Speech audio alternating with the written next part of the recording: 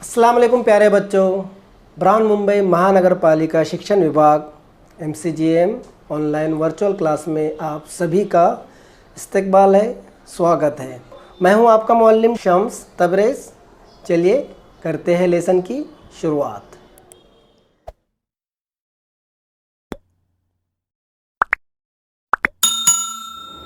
Hello अस्सलाम बच्चों, कैसे आप लोग? उम्मीद है खैरियत से होंगे, पढ़ाई बराबर कर रहे होंगे और हमारे वीडियो भी देख रहे होंगे। BMC VTC उर्दू में आप तमाम का इस्तकबाल है, स्वागत है। बच्चों कैसे आप लोग? उम्मीद है खैरियत से होंगे, पढ़ाई बराबर कर रहे होंगे और हमारी वीडियो भी देख रहे होंगे। चलिए शुरू करते हैं आज का हमारा लेसन। हिंदी लोकवाणी 9वीं कक्षा के लिए, माध्यम उर्दू कक्षा 9वीं, विषय हिंदी, इकाई पहली। और जो आज हम पाठ पढ़ने वाले इत्यादि की आत्मकहानी, ये पार्ट 2 है।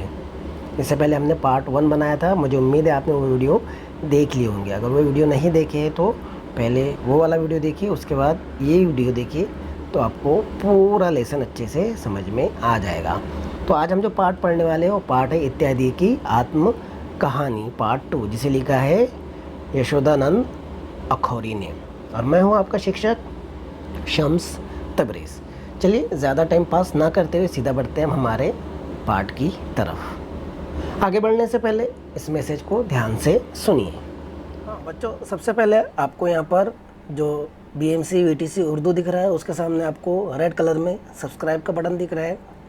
सबसे पहले आपको सब्सक्राइब के बटन पर क्लिक करना है ताकि चैनल सब्सक्राइब हो जाए और जितने वीडियो हम अपलोड करें वो आपको फ़ौरन मिल जाए। इस तरह सब्सक्राइब कर लीजिए, ठीक है। और उसके आगे जो बेल आइकन है, देखिए दिख रहा है आपको, हाँ ये वाला, तो इस पर भी क्लिक कर दीजिए और ऐसे नोटिफिकेशन आएंगे तो इसको ऑन कर दीजिए, बराबर। तो ये बेल आइकन भी क्लिक हो गया। अब आपको करना क्या है, डिस्क्रिप्शन में जाना है, ये रहा डिस्क्रिप्शन, यहाँ पर क्लिक करना है। क्लिक करने के बाद आपको इस तरह से इंपॉर्टेंट क्वेश्चन यहाँ पर दिखाई दे रहे हैं। दिख रहा है आपको इंपॉर्टेंट क्वेश्चन? तो जो सबक हमने पढ़े उससे रिलेटेड यहाँ पर क्वेश्चन होंगे। ये क्वेश्चन आपको क्या करना है, अपनी कॉपी में लिखना है और टीचर को सेंड करना है। और उसी के नीचे आपको दिख रहा है फॉर फीडबैक फॉर्म, है ना। तो ये फॉर्म भी आपको भरना है और आपको बताना है कि ये वीडियो आपको कैसा लगा। समझ में आ गया बच्चों आपके? Very good. चलिए बढ़ते हैं आगे।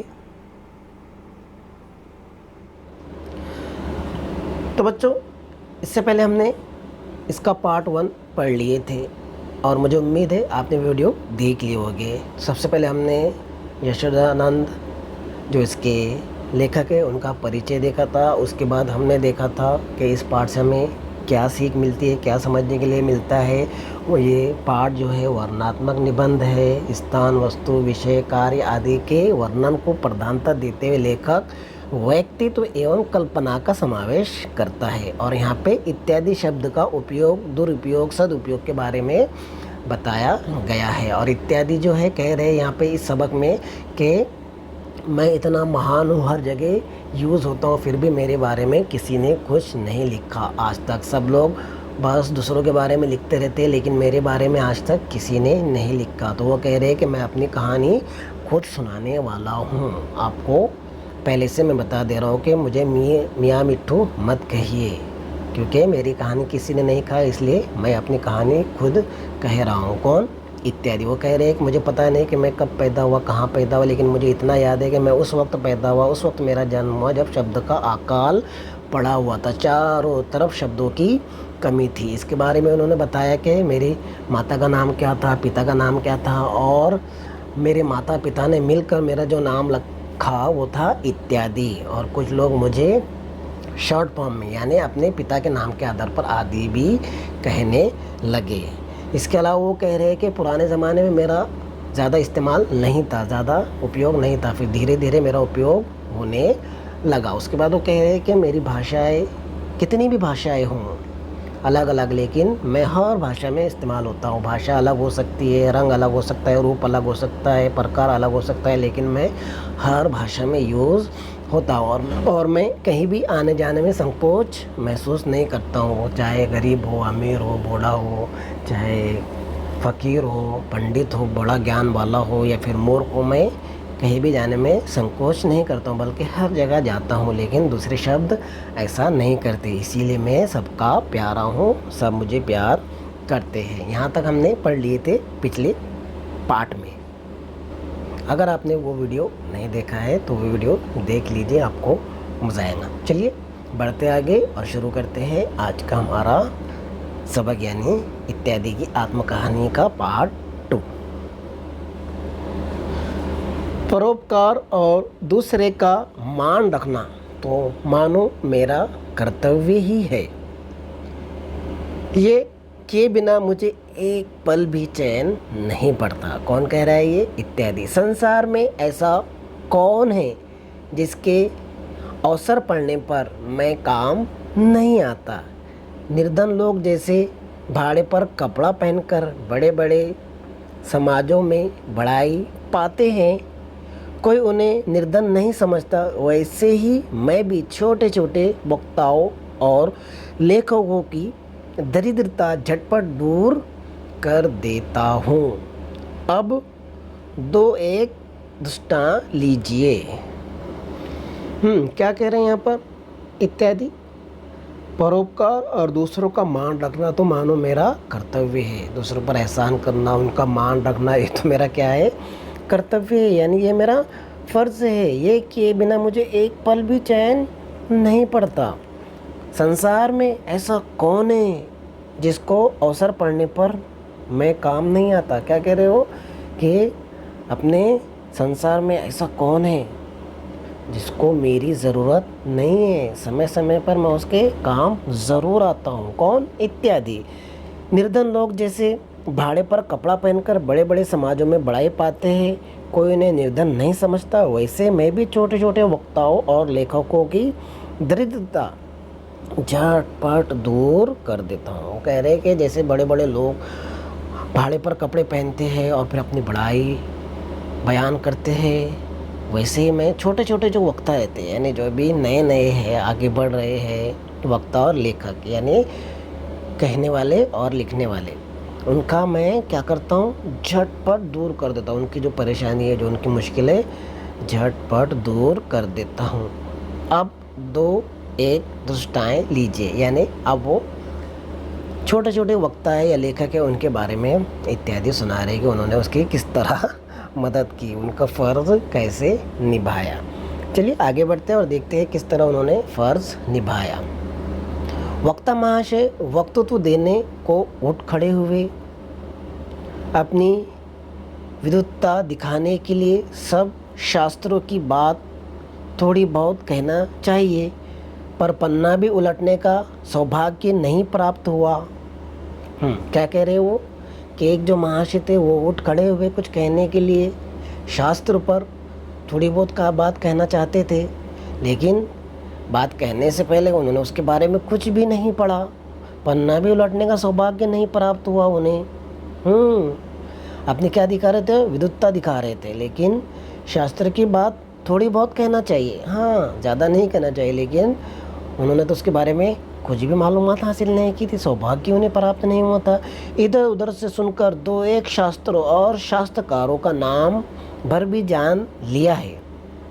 हाँ, इधर उधर से शास्त्रकारों का नाम उन्होंने क्या कर लिया था? जान लिया था, और थोड़ा बहुत शास्त्र के बारे में उन्हें पता था। किसे? जो महाशय खड़े हुए थे कहने के लिए।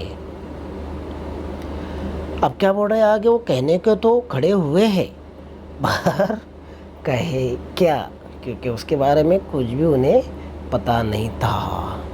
क्या हो गया? वो अब खड़े तो हो गए शास्त्रों के बारे में कहने के लिए, लेकिन उसके बारे में उन्होंने कुछ भी मालूमात हासिल नहीं की थी। अब लोग चिंता के समुद्र में डूबने उतरने और मुंह पर रुमाल दिए खांसते खुसते इधर उधर ताकने लगे। कौन? सारे लोग। चिंता के समुद्र में आप गोते खाने लगे, डूबने लगे, उतरने लगे। क्या कहे? सब लोग रुमाल मुंह पर खांसते हंसते हंसते खिदी करने लगे, इधर उधर ताकने लगे। दो चार बूंद पानी भी उनके मुखमंडल पर झलकने लगा। पानी मतलब क्या बोलेंगे उसको? पसीना। दो चार बूंद पानी भी उनके मुखमंडल पर झलकने लगा। जो मुख कमल पहले उत्साह सूर्य की किरणें से खिल उठा था, अब ग्लानि और संकोच का पाला पड़ने से मुरझाने लगा। पहले कैसा सूर्य की तरह चमक रहा था, लेकिन अभी ऐसा हो गया जैसे मुरझा गया, सूरज डूब गया है, सूर्यमुखी कैसा हो जाता है उस तरह हो गया था उनका चेहरा, क्योंकि उनके पता ही नहीं था कि कहना क्या है। खड़े तो हो गए थे शास्त्रों के बारे में कहने के, लेकिन उन्हें कुछ भी पता नहीं था कि कहना क्या है। सब लोग उनका मजाक उड़ाने लगे, हंसने लगे और इधर उधर की बातें करने लगे, मुंह पर रुमाल रखकर हंसने लगे। और फिर आगे क्या हुआ, उनकी ऐसी दिशा देख मेरा हृदय दया से उमड़ आया। उस समय मैं बिना बुलाए उनके लिए जा खड़ा हुआ, यानी वहाँ पर एंट्री होती है इत्यादि की। अब वो इत्यादि क्या कह रहे हैं कि उनकी ऐसी दिशा देखकर मेरा हृदय दया से उमड़ गया, यानी मेरे दिल में उनके लिए दया आ गई, उनके लिए प्यार आ गया। उस समय मैं बिना बुलाए उनके लिए जा खड़ा, उन्होंने मुझे बुलाया भी नहीं तो मैं उनके पास चला गया।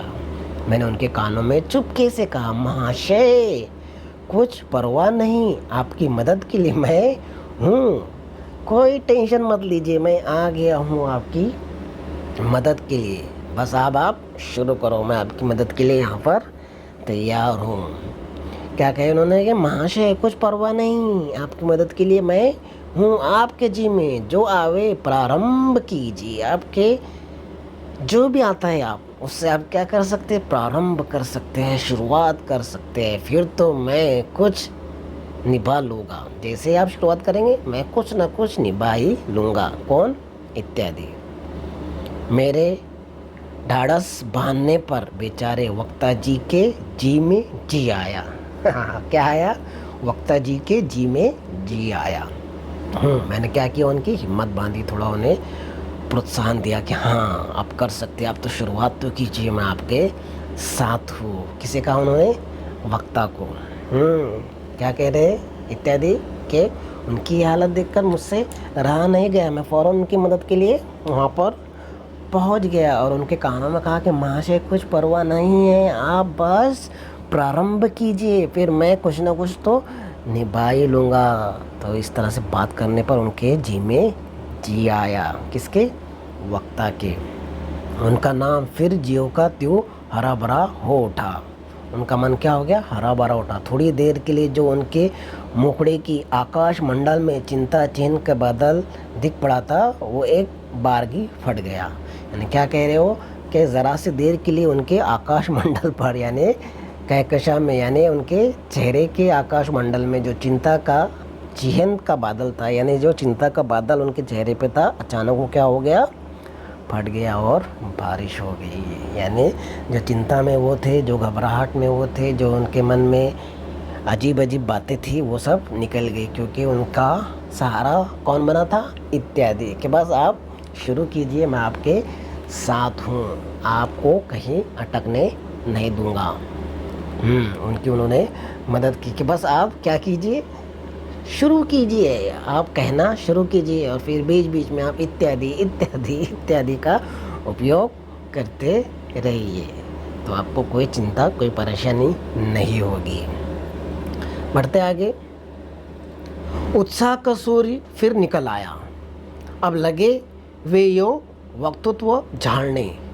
महाशयो, धम्म शास्त्रकार, पुराणकार, दर्शनकारों ने कर्मवाद इत्यादि जिन जिन दार्शनिक तत्व रत्नों को भारत के भंडार में भरा है, उन्हें देखकर मैक्सवेल मोर इत्यादि पश्चात पंडित लोग बड़े अचंभे में आकर चुप हो जाते हैं, इत्यादि इत्यादि। क्या समझ में आया आपके, क्या समझ में आया आपके? हाँ, कुछ भी समझ में नहीं आया, क्योंकि उन्होंने इत्यादि इत्यादि इत्यादि इत्यादि का ही ज़्यादातर इस्तेमाल किया है, क्योंकि इत्यादि उनके दिमाग में आ गया। धर्मशाला, पुरस्कार, कर्म वेद इत्यादि जिन जिन दर्शक तत्व रत्नों को भारत भंडार में भरा होने देखकर इत्यादि पंडित लोग बड़े अचंभे में आकर चुप हो जाते हैं, इत्यादि इत्यादि। यानी इत्यादि इत्यादि का उन्होंने उपयोग करना शुरू कर दिया था।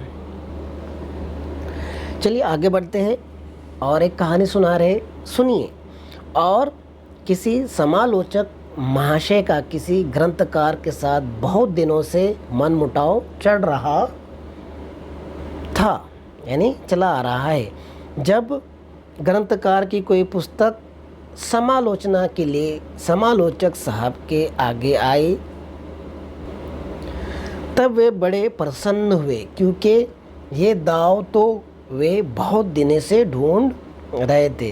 पुस्तक को बहुत कुछ ध्यान देकर उलटकर उन्होंने देखा, कहीं किसी प्रकार का विशेष दोष पुस्तक में उन्हें ना मिला। दो एक साधारण छापे की भूलें निकली, पर इससे तो सर्वसाधारण की तृप्ति नहीं होती।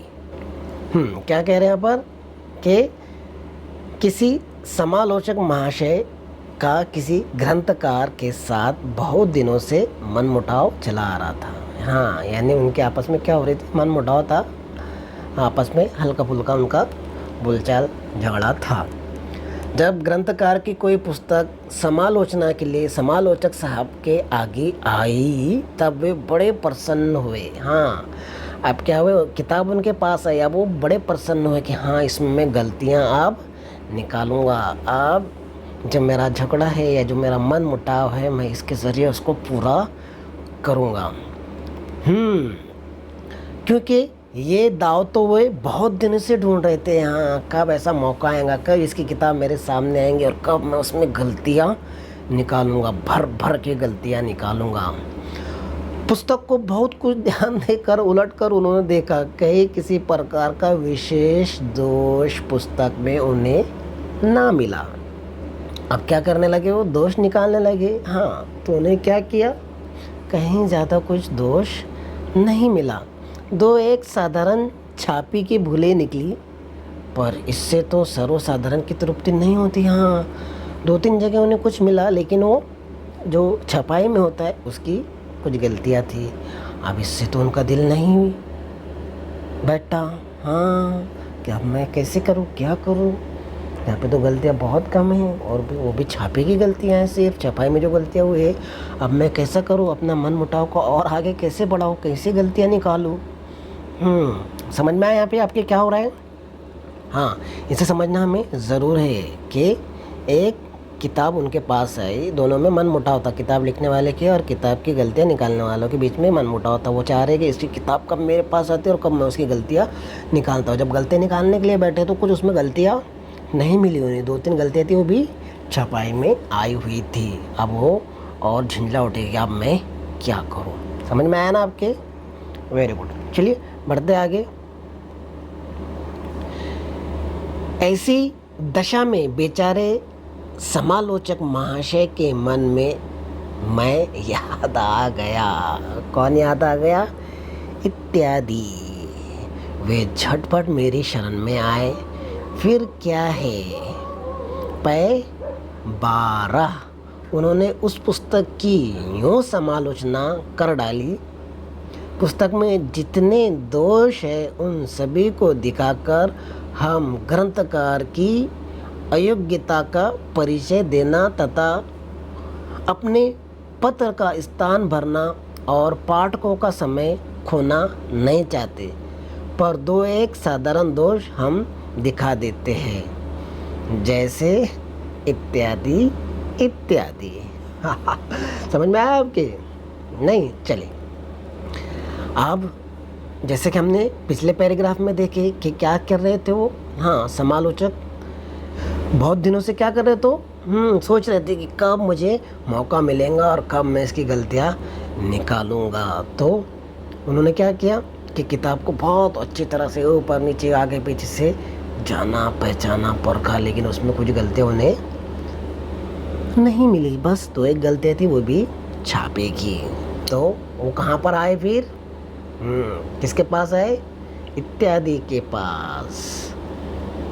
उन्होंने उस पुस्तक की यूँ समालोचना कर डाली कि अब इत्यादि कह रहे कि हम बता नहीं सकते, उसे सुनाकर और उसे बयान करके आपका समय बर्बाद नहीं करना चाहते, पर दो एक साधारण दोष हम दिखा देते हैं, जैसे इत्यादि इत्यादि इत्यादि इत्यादि इत्यादि इत्यादि। समझ रहे, इतनी उसने आलोचना कर डाली।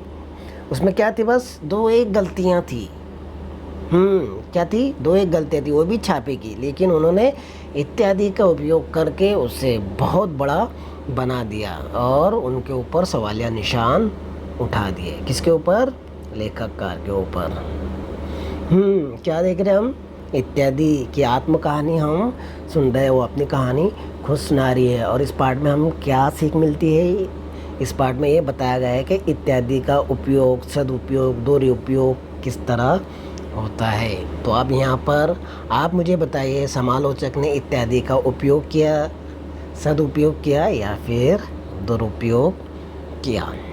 उन्होंने क्या की, उसकी आलोचना भर भर के कर डाली किताब की, कि ये किताब में ऐसा है वैसा है इत्यादि, ऐसा है वैसा है इत्यादि, छापे की गलती है इत्यादि इत्यादि गलतियाँ इसके अंदर पाई जाती है। इस तरह उन्होंने बयान कर दिया। चलिए बढ़ते आगे, देखते हैं पाठकों, यानी कह रहे हैं कि पढ़ने वालों, देखो समालोचक साहब का इस समय मैंने कितना बड़ा काम किया। किसने? इत्यादि ने।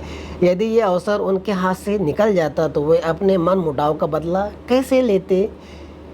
ये तो हुई बुरी समालोचना की बात। यदि भली समालोचना करने का काम पड़े तो मेरे ही सहारे वे बुरी पुस्तक की भी ऐसी समालोचना कर डालते हैं कि वो पुस्तक सर्वसाधारण की आंखों में भली भासने लगती है और उसकी मांगे चारों ओर से आने लगती है। यानी अच्छी किताब की बुराई हो सकती है इत्यादि का उपयोग करके, और जो अच्छी किताब नहीं है इत्यादि का उपयोग करते हुए उसे बहुत अच्छी किताब बना सकते हैं। है ना, आजकल हम लोग देखते हैं फिल्म आती है तो उसका रिव्यू किया जाता है, तो कुछ लोग पैसे लेके रिव्यू करते हैं, उसको अच्छा बता देते हैं, फिर भी वो अच्छी नहीं रहती, फिर भी अच्छा बनाते हैं। और कुछ लोगों को पैसे नहीं मिलते हैं तो अच्छी फिल्म रहती है उसे भी वो क्या कर देते हैं, बुरी बता देते हैं। ये तो पहले से चलता आ रहा है। तो यहाँ पर वही कह रहे इत्यादि के मेरा उपयोग करके अच्छी किताब को उन्होंने क्या कर दिया, बुरी किताब बना दिया। आगे वो कह रहे हैं कि अगर मैं उनका साथ नहीं देता, मैंने कितना बड़ा उनका काम किया। यदि वो अवसर उनके हाथ से निकल जाता तो वो अपने मन मुटाव का बदला कैसे लेते।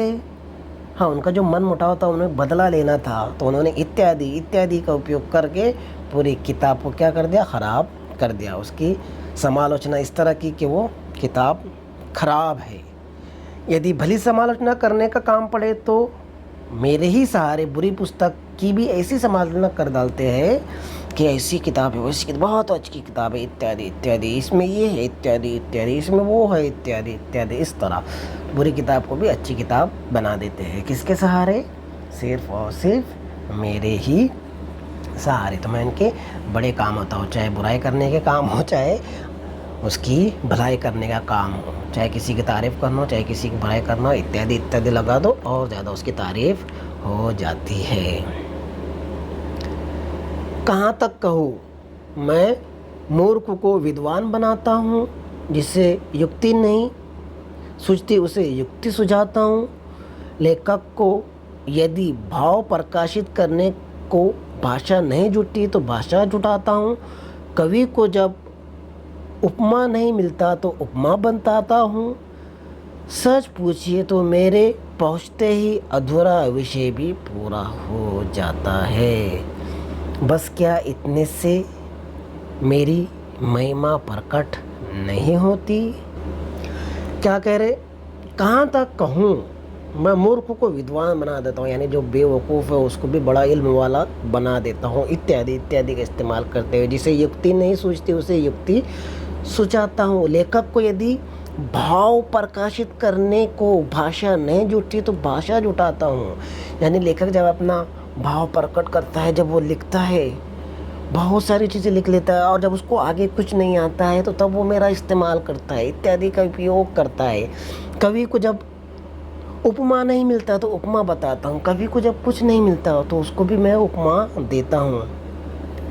सच पूछिए तो मेरे पहुँचते ही अधूरा विषय भी पूरा हो जाता है। हाँ, जो अधूरा विषय है उसके आगे लिख दो इत्यादि इत्यादि, तो लोग समझ जाते हैं कि और बहुत सारी चीज़ें इसके आगे होगी। तो वही कह रहे हैं यहाँ पर कि मैं जब पहुँचता हूँ तो अधूरा विषय भी पूरा हो जाता है। बस क्या इतने से मेरी महिमा प्रकट नहीं होती। यानी इतनी बात कहने से भी आपको मेरी महिमा, मेरी गरिमा समझ में नहीं आती कि मैं कितना महान हूँ। मेरे हर जगह उपयोग होता रहता है, मैं हर जगह हूँ, चाहे लेखक हो, चाहे कवि हो, चाहे वक्ता हो, चाहे लेखक हो, कोई भी हो, हर जगह मैं इस्तेमाल होता हूँ। जब वो रुक जाते हैं तो मेरा इस्तेमाल करते हैं, कुछ समझ नहीं आता है तो मेरा इस्तेमाल करते हैं, कहीं अटक जाते हैं तो मेरा इस्तेमाल करते हैं, चाहे वक्ता हो, चाहे लेखक हो, चाहे कवि हो। सच पूछिए तो मैं ही अधूरे विषय को पूरा करता हूँ, यानी जब मैं वहाँ पर लग जाता हूँ तो अधूरा विषय भी, अधूरा मजमून भी क्या हो जाता है, अधूरा पैराग्राफ भी क्या हो जाता है, पूरा हो जाता है। और यही मेरी क्या है, महिमा है, इससे ही मेरी महिमा प्रकट होती है। बढ़ते आगे, चलिए चलते चलते आपको एक और बात बताता चलो। समय के साथ सब कुछ परिवर्तित होता रहता है, परिवर्तन संसार का नियम है। लोगों ने भी मेरे स्वरूप को संक्षिप्त करते हुए मेरा रूप परिवर्तित कर दिया है। अधिकांशतः मुझे आदि के रूप में लिखा जाने लगा है। आदि मेरा ही संक्षिप्त रूप है। समझ में आ रहा है आपके? हाँ, आदि क्या है, इत्यादि का ही शॉर्ट फॉर्म है। तो क्या कह रहे हैं वो, चलते चलते मैं आपको एक और बात बता देता हूँ। तो आगे बढ़ते हैं कि समय के साथ सब कुछ बदलता है ना, सब में परिवर्तन आता है, और परिवर्तन ही क्या है, संसार का नियम है ना। पुराने ज़माने में कुछ चीज़ें थी, आज वो क्या हो गई, बड़ी हो गई है ना, उसमें क्या हो गया, चेंजेस हो गए, परिवर्तन आ गए। लोगों ने भी क्या किए, बदलाव किए, मेरे अंदर भी बदलाव हुए। इत्यादि का क्या कर दिया, आदि कर दिया, यानी संक्षिप्त, यानी शॉर्ट में लिखना है ना। इत्यादि ना रुकते हुए आदि ये लिखने लगे हैं लोग। तो समझ में आया बच्चों आपको वहाँ पे? हाँ, आदि जो रूप है ये इत्यादि का ही शॉर्ट फॉर्म है। जिस तरह शॉर्ट में हम चीज़ें लिखते हैं, उसी तरह इत्यादि का शॉर्ट है आदि। तो बच्चों ये थी इत्यादि की आत्म कहानी। कहाँ का इत्यादि का इस्तेमाल होता है और कैसे किसी जगह पर इस्तेमाल होता है, ये सब हमने इस पार्ट में देखे कि इत्यादि का उपयोग करके अच्छी किताब को बुरी किताब बनाई जा सकती है और बुरी किताब को अच्छी किताब भी बनाई जा सकती है। इस तरह इत्यादि का उपयोग होता है, सदुपयोग होता है, दुरुपयोग होता है, उपयोग होता है, जैसे भी होता है, लेकिन उपयोग होता ही रहता है। इस पार्ट में हमने देख लिए कि कहाँ कहाँ पर इत्यादि का इस्तेमाल होता है, यूज़ होता है। उसके बिना तो लेखक अधूरा है, कवि अधूरा है, और पाठक अधूरा है, और वक्ता अधूरा है, इसके बिना इत्यादि के। तो बच्चों मुझे उम्मीद है आज का ये वीडियो आपको पसंद आया होगा। वीडियो पसंद आया तो वीडियो को लाइक कीजिए, शेयर कीजिए, चैनल को सब्सक्राइब नहीं किया तो चैनल को सब्सक्राइब कर लीजिए। आज की वीडियो में बस इतना ही, मिलते हैं नेक्स्ट वीडियो में। तब तक के लिए अपना ध्यान रखिए, बाहर मत निकलिए और पढ़ाई जारी रखिए।